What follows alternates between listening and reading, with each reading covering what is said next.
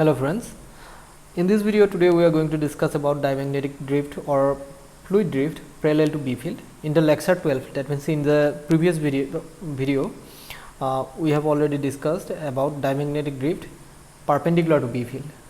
So it will be better if you watch the lecture 10 and lecture 12 before you watch this video for better understanding. Okay, so let's start. Links of lecture 10 and 12 are given in the description box. So the momentum equation or equation of motion of fluid, we know the momentum equation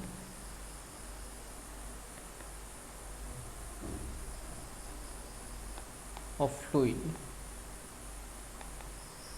is given by mn, here del v del t plus v dot del v is equal to q n e plus v cross b minus del p. Okay, now let us assume the motion along z direction. Okay, now in the previous case we have considered along z direction magnetic field is applied in z direction, along z direction, and in perpendicular B, in the drift perpendicular to B field we have already discussed in the last video. So now we are going to discuss about drift parallel to B field along the z direction. So if we consider the motion along z direction, if we consider the motion along z direction, that means parallel to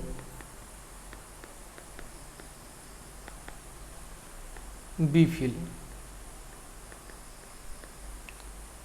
which is applied in z direction. Okay, which is along z direction.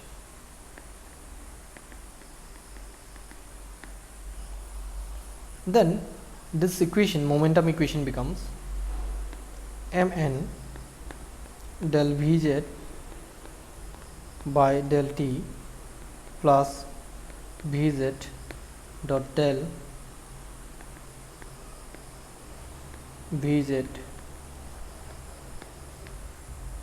is equal to Qn Ez minus del P by del Z.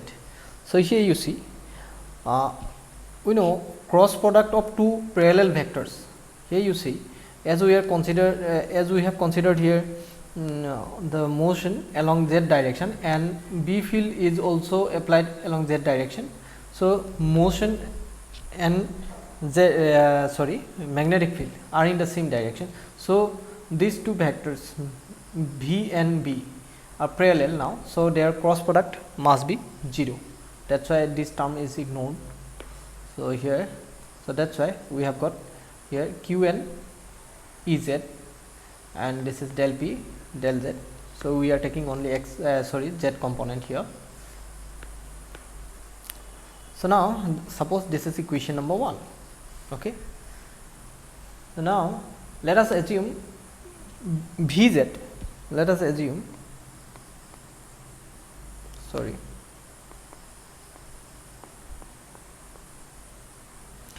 is slow enough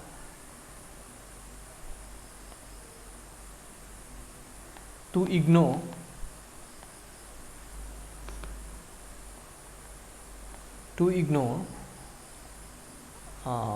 this term Vz dot del Vz.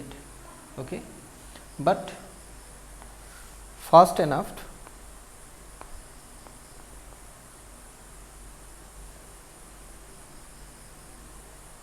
not to ignore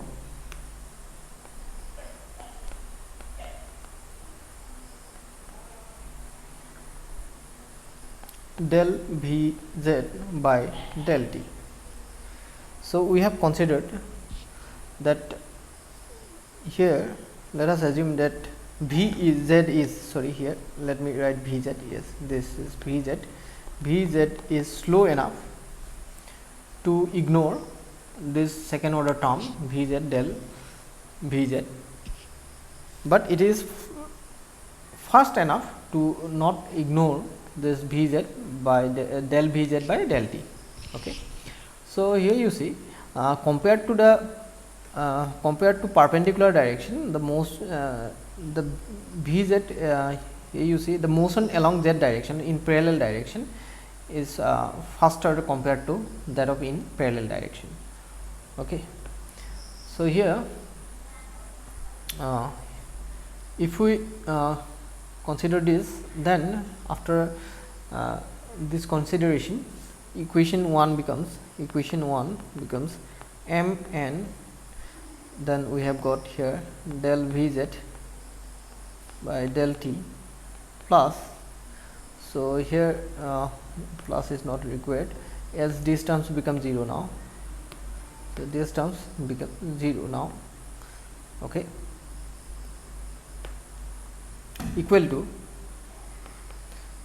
q n E z minus del p by del z.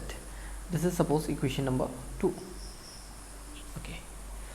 Now here you see from the equation of state that I have already shown how to derive that in the lecture 10. So link is provided in the description box. Please watch that. Okay.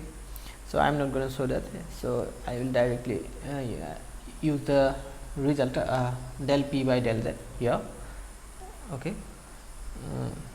So from equation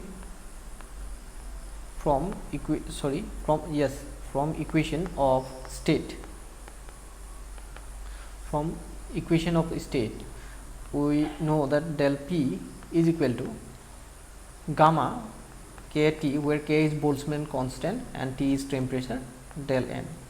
So del p is equal to gamma, where gamma is specific heat ratio Cp by Cv. So we have got this from equation of state, isn't it? Now as we are considering only the motion along z direction, that's why it can be written as for z direction. So it will be del p by del z is equal to gamma k T del n by del z. Now this is equation number 3. Now use 3 in 2. Okay, using equation number 3 in 2. If we use this equation, then what we will get? If you use the equation in 2, then you will get m n del Vz by del T is equal to q n E z minus, so instead of del p by del z we have to write here gamma k T del n by del z. So we have to write this. Okay. Now what we can do?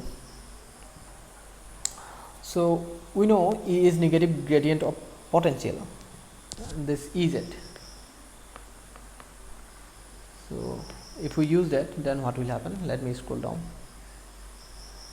We know that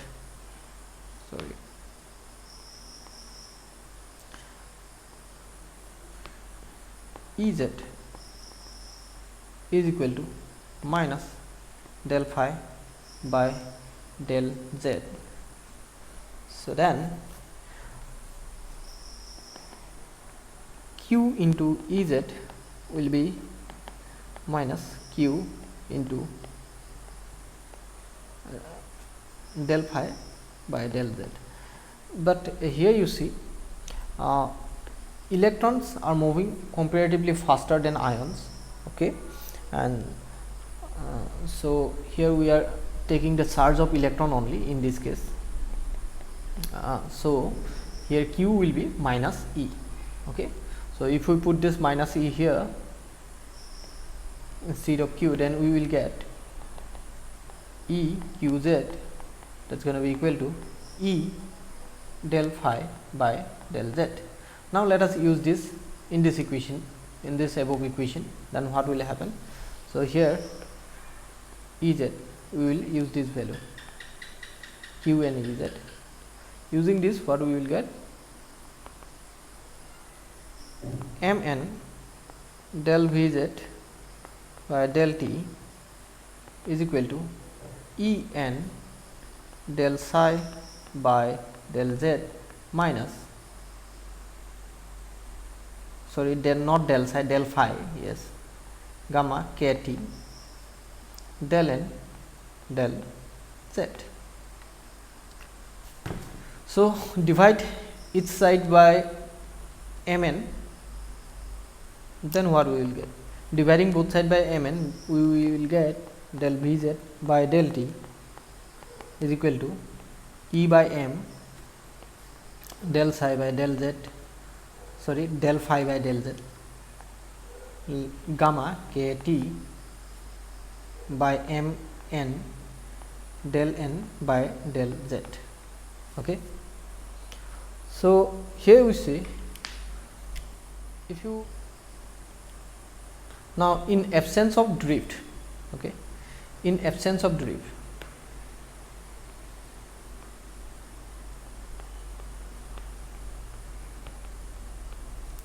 this del Vz by del T will be 0. Then this above equation becomes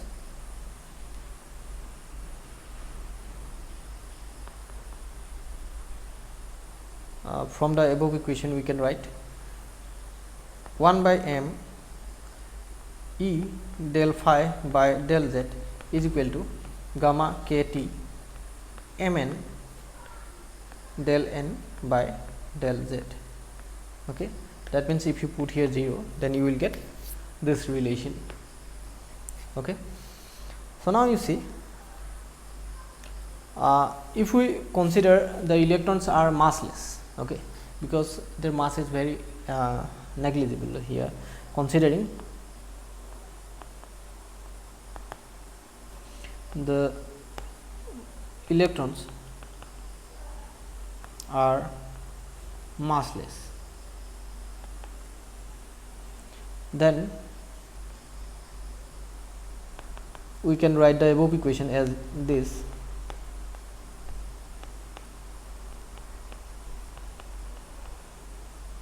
So here this is, yes, let me write like this,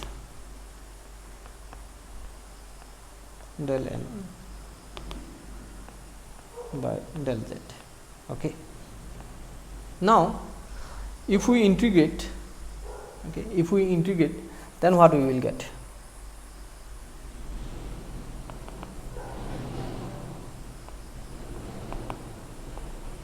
Integrating the above equation, we will get E integration of del phi will be definitely phi here, then gamma kt, these are constants, and integration of 1 by n will be natural log n. Okay, and we have a constant here c, where c is a constant. Okay, c is a constant. So hope you have got this. Now here you see, for fully ionized plasma, that means if we consider if the plasma consists of only positive and negative charged particles, if there is no neutral particles, then we can consider gamma is equal to 1. Okay, we can consider gamma is equal to 1. So for fully ionized plasma, gamma is equal to 1. So we can write the above equation as this. So we can ignore the gamma here. Now kt ln n plus c. Okay, Now here you see for equilibrium state, okay, for equilibrium state,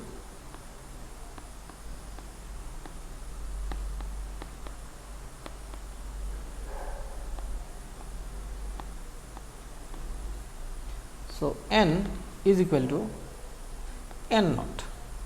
So n naught is the number density at equilibrium state, okay. So and also in equilibrium state this phi will be equal to 0, okay. So then above equations, from the above equations we can write 0 is equal to kt ln of n plus c. Ln means natural log, that means log n base e, okay, that means ln, okay. If ln of n means here the base is e, okay, natural log. So here it will be c is equal to minus kt ln n. So as we have considered equilibrium state, n is equal to n naught, so we can write this as minus kt ln of n naught. Now use this value of c in the above equation here. So then we will get, therefore let me write here, this is suppose equation. How many equations we have got here? At last equation number 3. Now let me write, this is equation number 4 and this is equation number 5, okay. So using 5 in using equation 5 in 4, we get e phi kt ln n minus kt ln n naught, natural log n naught, and taking kt common we will get ln n minus ln n naught. So and use the property of logarithm which gives ln n by n naught, okay. So this implies ln by n naught is equal to e phi by kt, which implies ln of n naught, sorry, not n naught. This implies, if you take anti-log on both sides, then here you see ln means, we know ln of n means log n, here base is e, that means exponential. So in that case n by n naught will be equal to exponential e phi by kt. So which gives n in equal to n naught exponential e phi by kt. So this relation is called, this is called Boltzmann relation for electrons.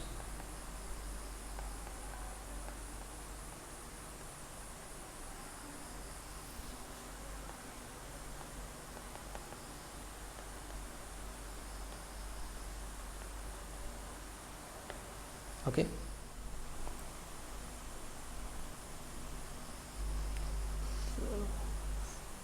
Which describes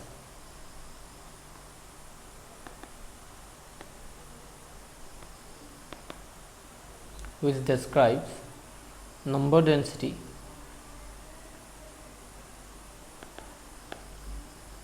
of isothermal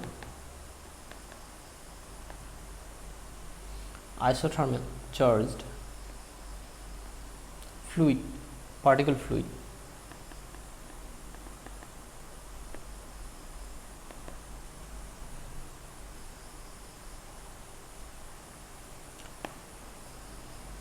when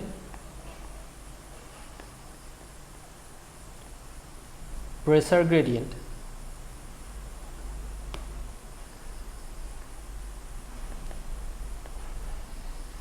force, pressure gradient force F suffix P, let me write here, and electrostatic force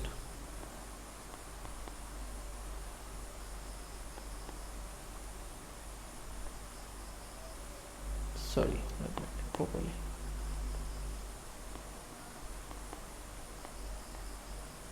Electrostatic force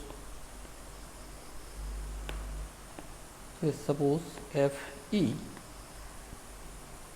acting on the fluid have reached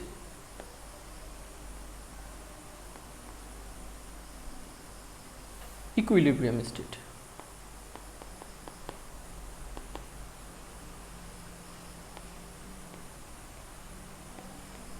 Okay. Now you see, we know that ions are heavier than the electrons, okay, which are negatively charged. So these are suppose electrons here. Let me draw here electrons, and these are suppose ions. Then when these electrons will move in along the direction of magnetic field, in the direction parallel to magnetic field, leaving behind the ions, then so an E field will be generated here. E field will be generated, which will be the you see, this field will be responsible for electrostatic force, which oppose the force due to the pressure gradient.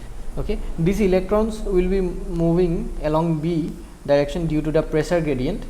Okay, and force acting due to pressure gradient Fp in this direction, it will be opposed by the forced electrostatic force. Okay, electrostatic force, and it will reach equilibrium state if these two forces are equal and opposite, become equal and opposite. This force due to pressure gradient and electrostatic force, okay, they are equal and opposite, then the system is in equilibrium state. So I hope you have understood these things, and if you think this video is helpful for you, then please share with your friends, and if you are new to my channel, subscribe the channel. Thank you for watching.